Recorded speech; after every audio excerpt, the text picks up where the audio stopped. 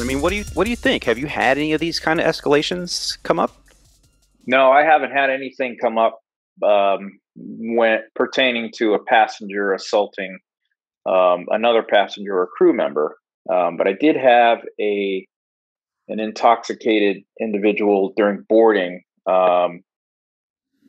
run past the gate agent.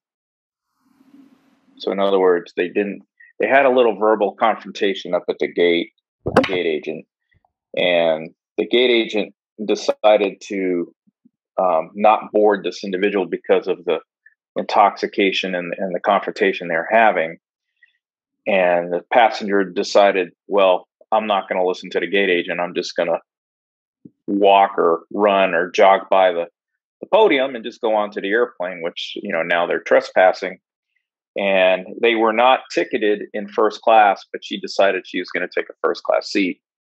So the agent stopped boarding, and she came down the jet bridge, and she was very polite. She's like, "Ma'am, we need you to get off the airplane. I haven't scanned your ticket yet, and besides, you're not seated in first class." She's like, "Well, I'm going to be sitting here for the flight, and you already know where you have the computer up there. You can just scan whatever ticket you issue, but make it first class." So that went back and forth a couple of minutes, and then finally she's like, "Okay." She's like, "I we're gonna have to call law enforcement to get you off the airplane because you refuse to move." She's like, "Well, fine, I'm not moving." So a few minutes later, law enforcement shows up. They ask her to get off the airplane, and she's like, "Nope, I'm not leaving." So after a few minutes of asking her to get off, then they're finally like, "Okay, we got to deplane the whole airplane because Right. that's the only way to get them all off, to get her off."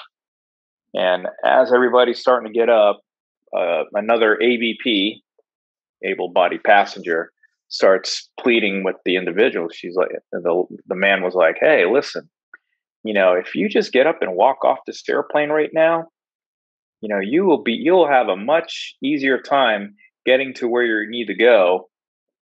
And besides, you're intoxicated and you may be on some kind of influence of some other substance, but I'm sure you have a clear enough mind to think clearly. If they have to remove you with the police officer, you will be going to jail and you will be suffering a major fine. So why don't I help you up? We'll help you up the jet bridge. We'll do this together, and we could all end this in a good way." And she just started tearing up, and she's like, "Yeah, it's fine. Let's go." So she ended up walking up with that man. Everybody gave that guy a huge round of applause because he really did a good job of. He must have been like a hostage negotiator in some some life or something like that. But anyway, long story short, that's the. It didn't escalate like the Southwest incident, but we have some people that are definitely it's the level of craziness aboard our flights are skyrocketing. Yeah. So yeah, And, I don't and know what to do. I've heard a couple incidences lately, similar in nature. And your incident actually reminded me of a joke that a captain once told me, and Yeah. I think it's clean enough, and it doesn't offend too many people. I can tell you now, but it's a very similar joke, and it says, yeah, there was a flight, and there's this beautiful woman that was sitting in coach in the middle of the flight. She gets up and she walks to the first class area, and there was an open seat, so she sits down. Well, the flight attendant that was working in the coach cabin saw this happening and said, "Huh." So he follows her through into the first class and says, "Ma'am, I'm sorry, but your ticket is a coach ticket. I can't have you up here. These are reserved for first class passengers only. You do not have a first class seat." And she says, Hmm. "Oh, well, I'm beautiful, and I belong up here with all the beautiful people. I'm going to be sitting here for the rest of the flight. I've got a first class. I belong in first class." And the flight says, "Well, ma'am, you have to go back to coach to the seat that you paid for. I'm not moving. I'm beautiful. You can't make me move." So the flight attendant doesn't want to have an altercation, so he goes up and tells the purser. which is the lead flight attendant that works the first class galley. And the lead flight attendant says, okay, I'll handle this.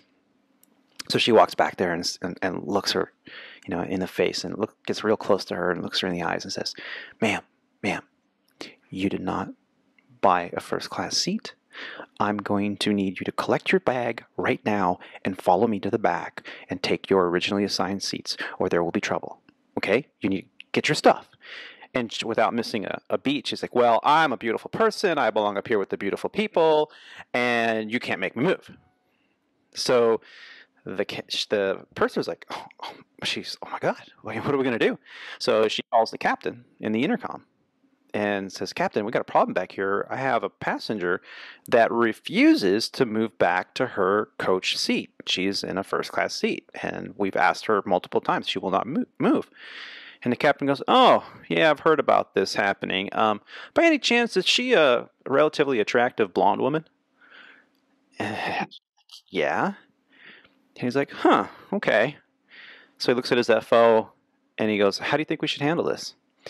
And the FO's young, FO, he's like, I don't know. What do you think? Maybe if I go back there, I'm a pilot, maybe she sees me in uniform, she'll be a little intimidated, and she'll move back. And he's like, you know what? Why don't you go ahead and try that? So the flight attendant comes up, and the first officer goes to the back and says, ma'am, listen, you're really causing a disturbance here. I really need you to move to your original seat. Otherwise, the captain's going to have to take action here, and you're not going to like it. She goes, I'm a beautiful person. I belong up here with the beautiful people in first class, and you're not going to make me move. So FO was like, what the hell? So he goes back up to the cockpit, and the captain says, she didn't move, did she? He goes, no, she didn't move. She's not intimidated by my uniform at all. And he goes, you guys are a bunch of amateurs. I'll handle this. So he gets up. He goes to the back. He whispers in her ear.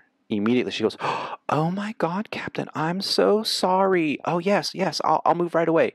And she gets her things, and she goes back to the back of the airplane and sits down in coach. And everybody was like just dumbfounded. Like, what the heck did you say? And what did you tell her? He's like, listen, I've been married to a good-looking blonde for 25 years. You just have to know how to talk to him. He's like, well, yeah, but what did you say? I made it very clear that first class wasn't going to Cleveland with the rest of us. First class was going to Charlotte.